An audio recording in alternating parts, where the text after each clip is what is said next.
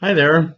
Uh, I haven't been online in a little while, and it occurred to me there's been a lot of thoughts going through my head about what this talk should be about. I just want to touch base with you. What's been happening is really exciting. Thanks to contributions and a very notable one from Frank Dixon, I was able to hire some people, have a foundation built, and a metal building built to my specifications. And I have been hard at work for the last few months, creating the first ever Buddhist school for the Quantum Light Buddhism teachings. And I'm still working on it. I soon hope to upload a video of the new Kwoon. I have been uploading pictures if you've been keeping up with me on my various sites on Google. And appreciate your feedback if you have any. But that's why I haven't been online. I've been super busy, working hard, doing everything from plumbing to electrical to drywall work, framing, blah, blah, blah, blah, blah, construction, and I'm doing it all alone. So if you live anywhere around here and you want to give me a hand, I sure would appreciate it. But at any rate, I didn't want to just come on and drop a video like this just to excuse myself and to announce the building of the Kwoon. But um, there's been questions coming up recently amongst my emails and amongst people I've been talking to. Is what's up with this Buddhism and these different sects? And what does any of that have to do with what I always hear from you, Sifu Sylvain, and others, and as I read, the scholarship of Buddhism? What? I'm confused. What's the difference? Very, very good question. So I'm going to try to be brief and answer that, and I'll talk about it more in the future. And if you have any questions, add them beneath this video. I'll get notification and I'll do my best to answer them, and that will help others who maybe haven't gotten around to asking it. You know, all the information is posted, so the video sort of continues through the comments below the video. Anyway, so most Westerners are pretty familiar with Western religions, everything from Islam to Judaism to Christianity, and all the various different what you would call sects in the West. Now, that's not the same situation as the sects of Buddhism. And let me I'm going to be real simple in my description, and that doesn't mean it won't be accurate, but it'll leave room for more discussion. I don't want to get too in-depth on this. I just want you to get the idea of why this is different. In Western religions, what you generally have is everybody studies from a large book. That book, even though, for instance, the Bible has the book of Job, the book of excuse me, too soon after breakfast, I guess. Anyway, it's a compilation of many writings of different authors. And you get them all in one book and you call it the Bible. And it has the Old Testament as well as the New Testament in it. So the books and the words in that Bible cover maybe 1,300 years or more, several hundred more. Anyway, the idea is that it's one book. There are some people, I'm trying to simplify here. Same thing with the Quran or the Torah. They are the fundamental books of certain religions. Okay? Now, in Buddhism, this is not the case. Okay? In Buddhism, first of all, Buddhism is based on observable phenomena. So it's far more akin to a science than it is to a religion. And religion doesn't bother with that. There's a lot of mysticism in religion, whatever religion you're talking about. A lot of things are just taken on faith. Okay, they're taken on as a belief that we'll all agree on, like the Virgin Mary, like resurrection, like those kind of things. There's nothing like that in Buddhism. Although, as you read a lot of literature about Buddhism, it sure sounds like there's a lot of deities and hells and heavens and so, but those you have to understand are from a completely different cultural understanding of the world. And there are those, don't get me wrong, get plenty mysticized with Buddhism as well, but that's not correct. Buddhism was taught in stages by Buddha. Buddha is a man. He walked the earth, and he reached enlightenment when he was 30, approximately. And the minute he reached enlightenment, he started telling people who were interested in following him, what enlightenment looked like, what it felt like, what it tasted like, what it was. And his first teaching, which is that oration of what being enlightened felt like, was called the Avatamsaka Sutra, or the Kigan Sutra in Japanese. It's a thick book, and it's a really amazing read. It's very poetic. He uses in his words the imagery of the time. 3,000 years ago, people weren't very literate. The literate class, the people who knew calligraphy and writing and Sanskrit and so forth, they were very privileged. They were the Brahmin class. They were the people who spent their whole lives just studying. And they were very revered. And then there was everybody else who usually didn't even know how to write their own name.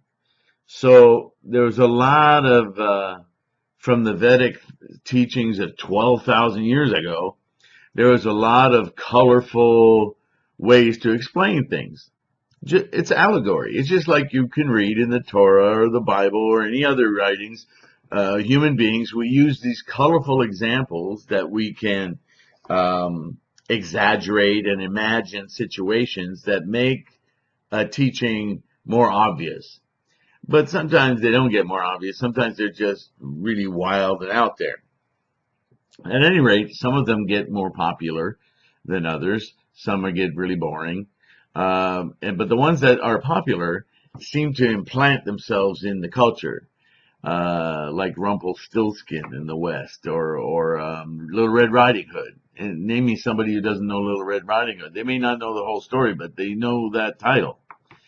And so a lot of the teachers of the day, not just Buddha, but any teacher, would refer to some of these well-known, popular stories to get people engaged and to think in a certain way so that they could explain something new. That can be confusing, admittedly.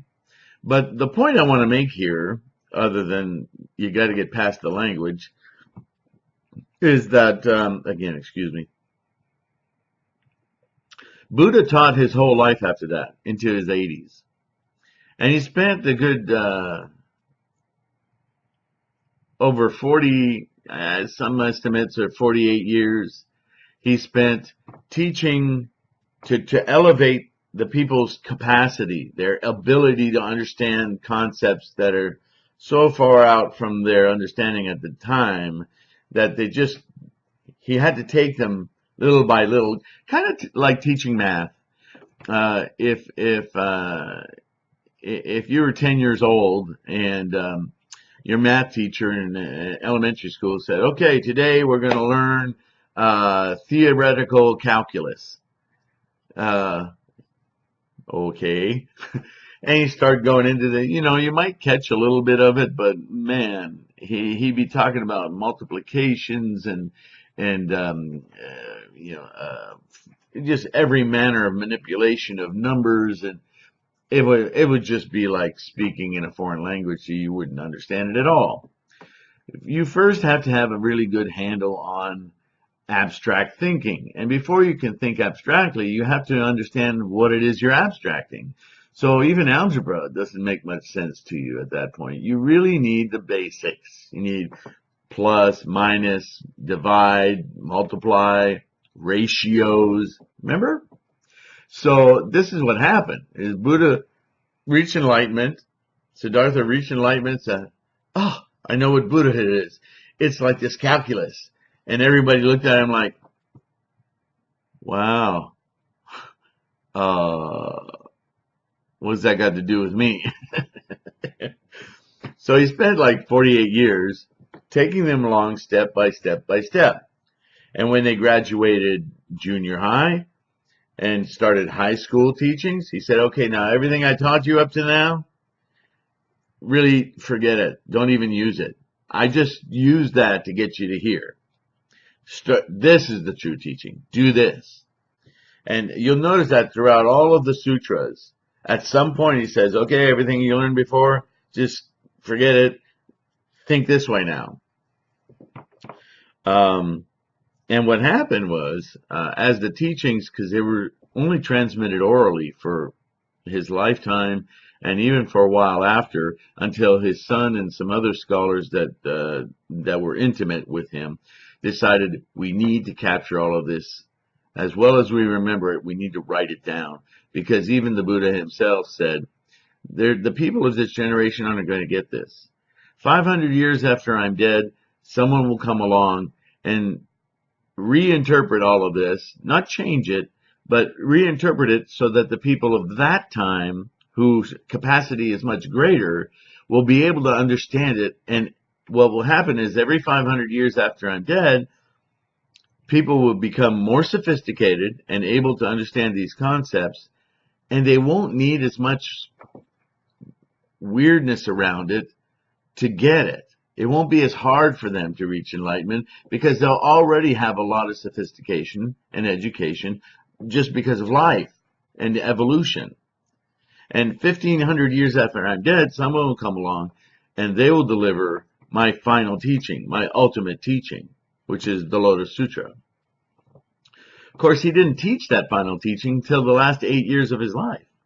So there were a whole bunch of people that learned all these other steps, various steps, but they didn't necessarily get to those last teachings. They didn't hear them. They didn't find the translations of them. And meanwhile, they were traveling to their home countries in Burma and Malaysia and Korea and so forth.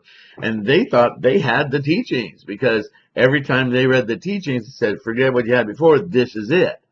So it's like the high school graduate who goes, I'd like to go to college, but I can't. So I'm going to take my high school education, which has everything that I need, and I'm going to go teach it to everybody. Okay? That is a sect in Buddhism. You see how different that is? A sect in the West is anybody who takes that whole Bible or that whole Torah or that whole Quran and they reinterpret it to the way they like to see it, and they call everybody else's interpretation wrong. And they say, I'm right. They're bad, we're good. And that's how you get sectioning sects in the West. What happens in the East, with Buddhism specifically, is that you have people who just take a chunk of the teachings and say, this is it. And then you get the college graduate who goes, those high school people, they don't understand fully. You have to practice this. But they don't deny any of what the high school people know, because you need to know that to get this. You see what I'm saying? It's very different. It's inclusive. Although there are plenty of arguments in Buddhism too, but I'm trying to simplify so you understand this conceptually. And it's not until much later that the final teachings really reach a broad audience. Well, now, when that starts to happen, the people who are researching Buddhism all the way to Buddha's day are saying, well, we have to get this in a chronological order because the people who are high school and the people who are college and the people who are Lotus Sutra, they're all going to argue amongst each other. They don't know what they're talking about unless they understand this timeline. So yet another evolution happens. And this happens in China, not even in India. In fact, India was banned, one of the great kings of India banned Buddhism throughout India the the place of his birth. So there's a lot of politics, a lot of history, all of this, and there's two imperatives I have to leave you with. A, Buddha said, study, study, study, study, and when you're done studying, study some more. His thing was that if you get to the ultimate teaching, the Lotus Sutra here, and you study all of the myriad teachings of Buddhism, even the really weird stuff where people just went off on, who knows, they still, and he said not just Buddhist teachings, non-Buddhist as well. Because what he was saying is ultimately, if you spend your life studying for your personal growth, your retraining of your mind, sooner or later you're going to get to this enlightenment. Because, and this is what he reveals in the Lotus Sutra, that none of the other previous stages of Buddhahood, of his teachings did. In the Lotus Sutra is where he finally said, and people of today are the people who should get this the most. Your enlightenment is already there. You already are enlightenment. The only thing that's preventing you from existing within that realm of enlightenment, Buddhahood we call it, is your human condition. Because your human condition is completely based on desire. The reason that you're born as a human is because you desire to be. And everything that desires to be is about possession and ownership, and this is where all suffering comes from. It's the first law of Buddhism. Life is suffering. All life. Because it's descendant, it's created by desire. And desire, the ego is the desire machine, really is protective of itself. So it creates all sorts of devices for us to cling to this idea of self and meanness and Bobness and Joanness and Peterness, whatever. And it's hard. It's really hard to pierce through that because our ego does not want to let it go. But when you hear about lifetimes, this will be throughout all the teaching, when you hear about lifetimes and 16 million eons and all this stuff, it all happens within your lifetime, right now, this moment. We talk a lot in Buddhism about moments, how you experience 3,000 realms in each moment of life, how you have 180,000 psychological decisions you make in each moment of life. This all sounds abstract, but the point is, you see, our civilization now is so scientifically advanced that we know that a moment, our life, or back up again, I'm doing the same thing. In math, do you remember when you learned that about a point? A point is a location, but it's not a thing.